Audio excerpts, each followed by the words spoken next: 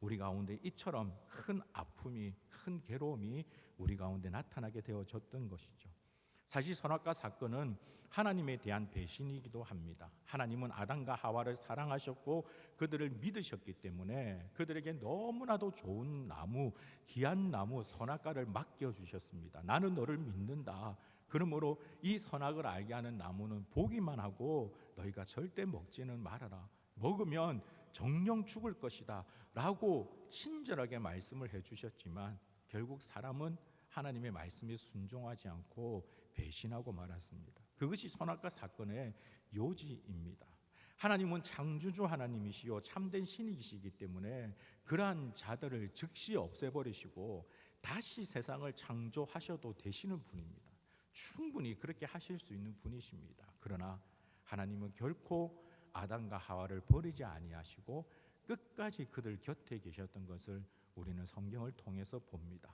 왜 그렇게 하셨을까요? 이유는 단 한 가지입니다. 아담과 하와를 사랑하셨기 때문에 그렇습니다. 오늘 우리가 읽었던 말씀 창세기 3장 24절을 보시면 이같이 하나님이 그 사람을 쫓아내시고 에덴 동산 동쪽에 그룹들과 두루 도는 불칼을 두어 생명나무의 길을 지키게 하시니라 라고 되어 있습니다.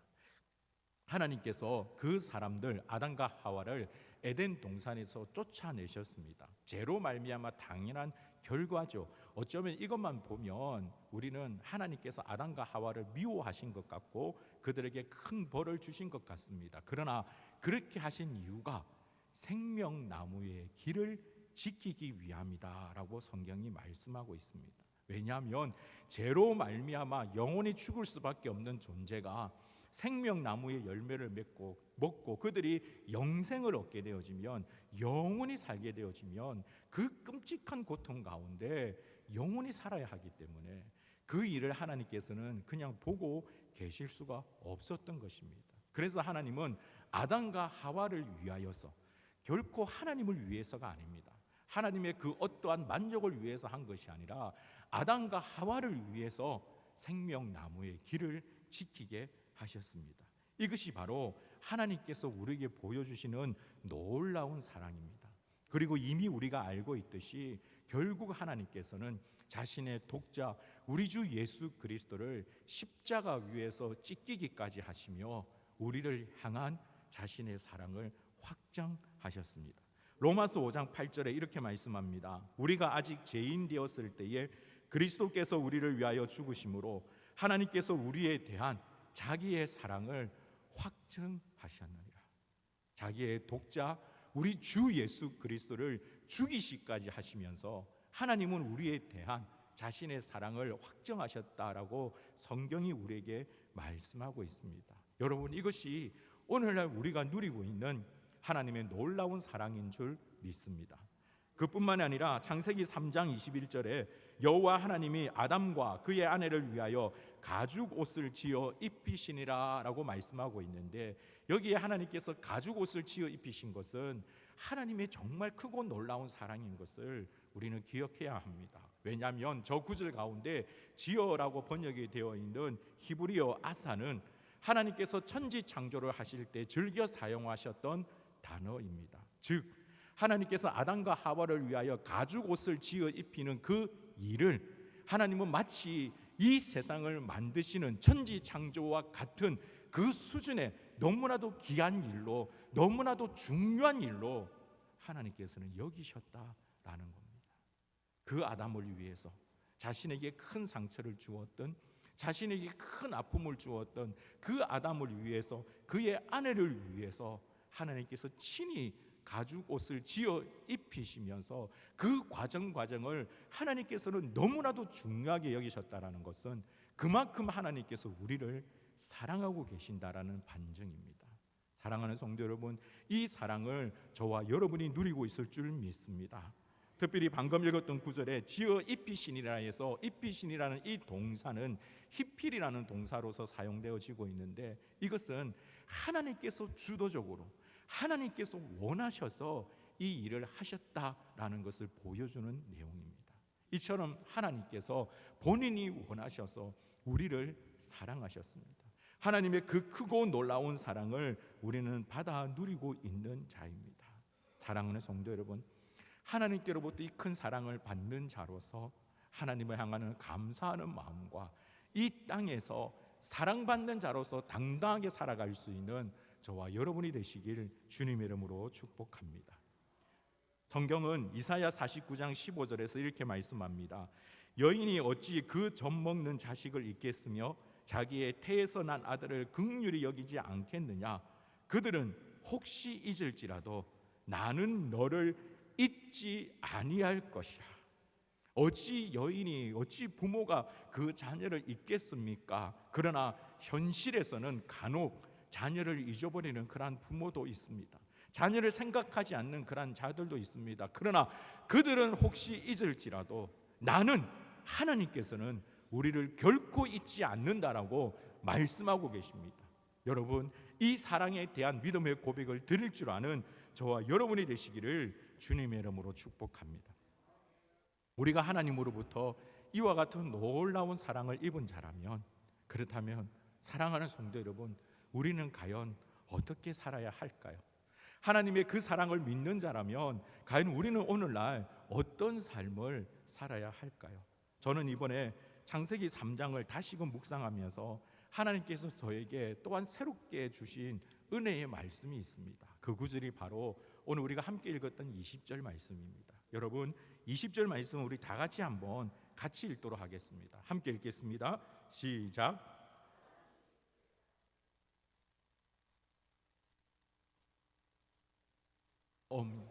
됨이더라. 이번에 창세기 3장을 묵상하는데 이 20절 말씀이 제 마음에 크게 와닿았습니다. 아담이 그의 아내의 이름을 하와라 불렀으니 그는 모든 산자의 어미가 됨이더라. 아담이 왜 그의 아내의 이름을 하와라고 불렀을까요? 이 하와라는 이름의 뜻은 너무나 좋은 의미를 갖고 있습니다. 그는 모든 산자의 어머니가 됩니다 라는 뜻을 갖고 있습니다.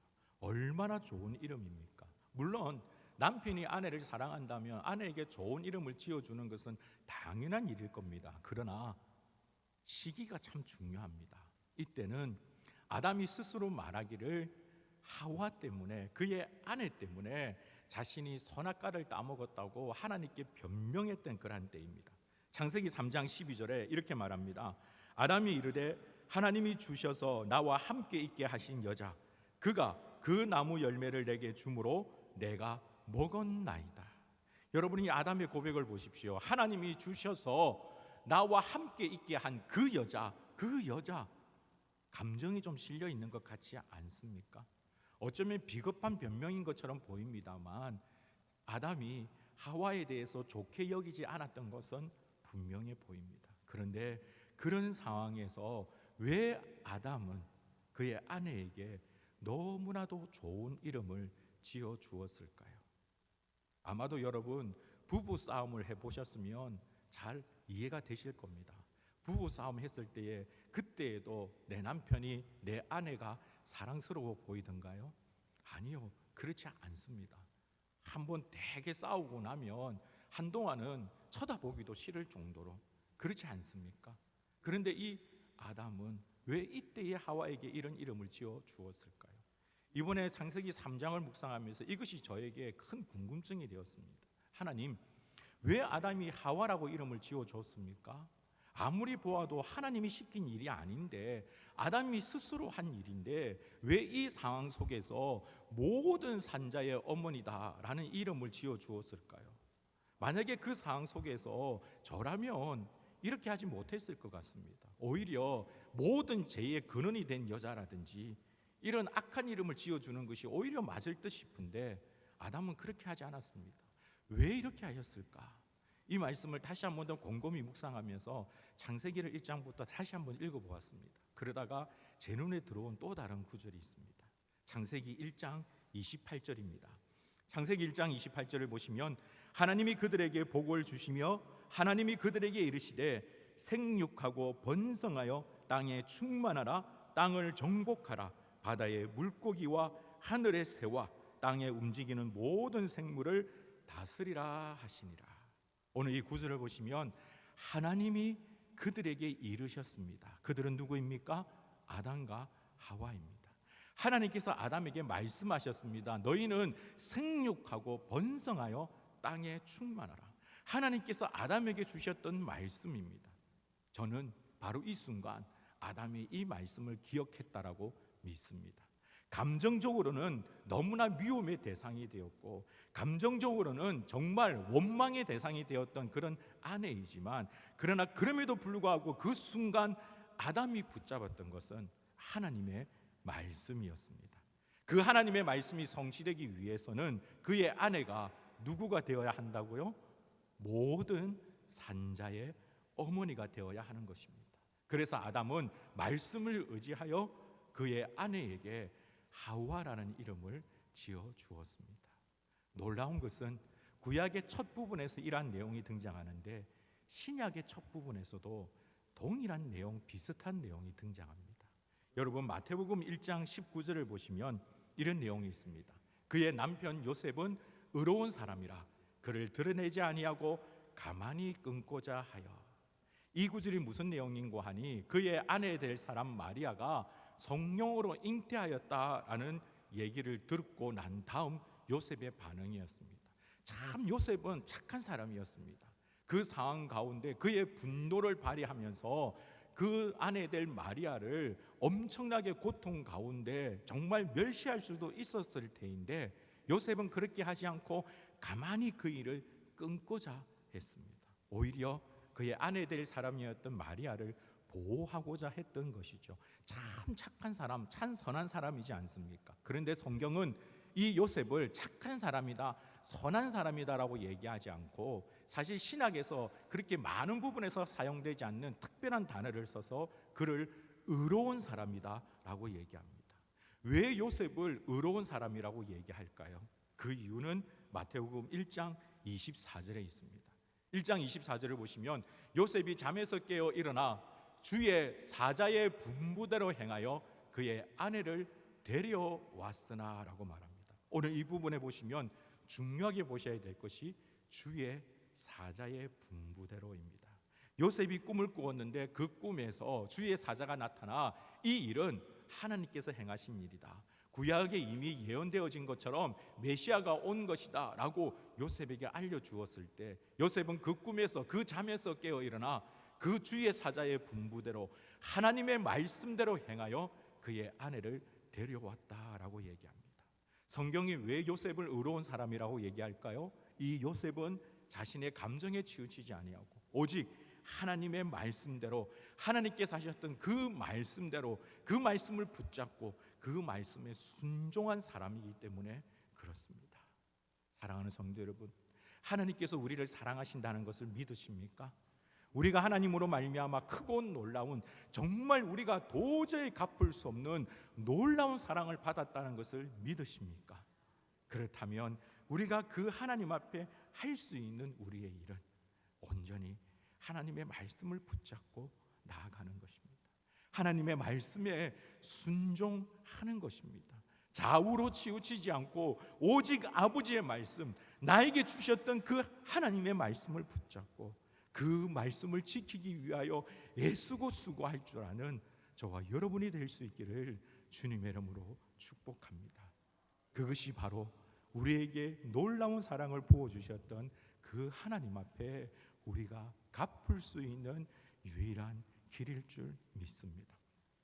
하나님의 말씀이 우리 가운데 가장 중요한 잣대가 되어질 수 있기를 간절히 소망합니다. 아버지께서 우리를 이 땅에서 성도로 불러주셨습니다. 아버지께서 우리를 이 땅에서 주의 영광을 위하여 살아갈 자로 우리를 불러주셨습니다. 사랑하는 성도 여러분, 우리는 이 땅에서 부름받은 성도라는 사실을 꼭 기억하셔야만 합니다. 괴로우나 즐거우나 오직 주만 따라가는 그런 성도가 바로 저와 여러분이 될 수 있기를 간절히 소망합니다. 이름 없이 빛도 없이 오직 주의 영광을 위하여, 오직 주의 기쁨을 위하여 그 길을 묵묵히 걸어갈 수 있는 자. 그래서 오늘도 우리의 말을 통해서, 우리의 행동을 통해서, 우리가 살아가는 그 삶의 모습을 통해서 아직 주 예수 그리스도를 알지 못하는 자들이 우리를 통해서 하나님을 발견하며 하나님의 은혜의 자리로 나아갈 수 있는 그러한 자들이 될 수 있기를 간절히 소망합니다. 어쩌면 하나님께서 우리를 이 아름다운 세계비전 교회에 불러주신 것은 바로 이와 같은 하나님의 뜻일 줄 생각합니다. 하나님의 그 은혜, 하나님의 그 크고 놀라운 그 사랑에 사랑하는 성도 여러분, 오늘도 오직 주님의 말씀만을 붙잡고 그 말씀을 위해서 나의 온 힘을 쏟을줄아는 가장 귀하고 복된 성도, 그러한 자가 저와 여러분이 될 수 있기를 간절히 소망합니다.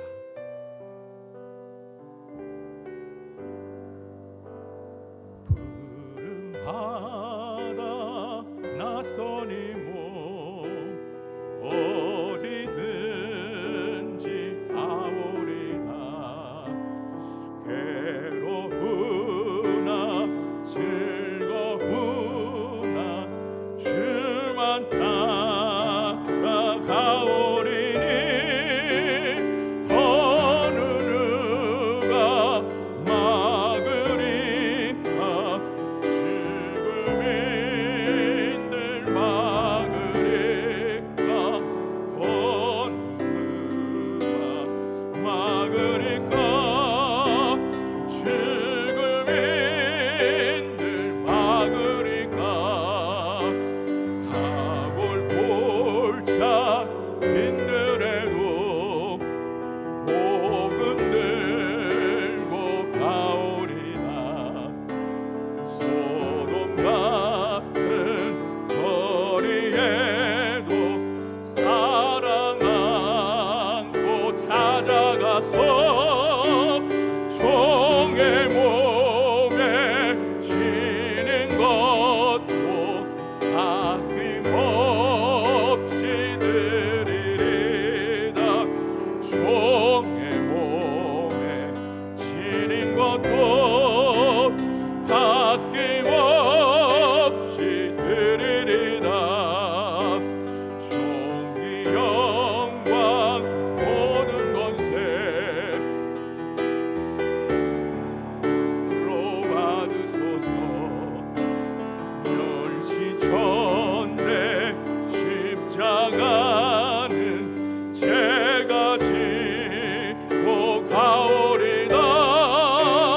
이름 없이 빛도 없이 감사하며 섬기리다. 이름 없이 빛도 없이 감사하며 섬기리다. 종이 영광 모든 권세 주님 홀로 받으소서. 멸시전대 십자가는 제가 지고 가오리다. 이름 없이 빛도 없이 감사하며 섬기리다. 이름 없이 빛도 없이 감사하며 섬기리다.